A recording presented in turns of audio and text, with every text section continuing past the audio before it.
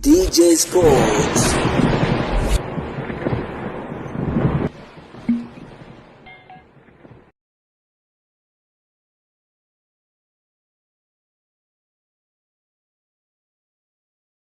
Bwana, hili ni gumzo jipya ndani ya kikosi cha klabu ya soka ya Azam Football Club. Hapana shaka ni kuhusiana na taarifa kubwa kwa hivi sasa ikiwa inaendelea kupamba kasi. Na twende tukatazame kiundani zaidi taarifa hiyo ambayo inamhusisha Faisal Salum, hasa mara baada ya kuweza kuingia katika tetesi kubwa za kuhusishwa kusajiliwa na vilabu viwili vya hapa nyumbani Tanzania, Simba na Yanga. Klabu ya soka ya Azam leo hii kama wamethibitisha ya kwamba nyota huyo ataondoka msimu huu kwenda nje ya klabu ya soka ya Azam Football Club.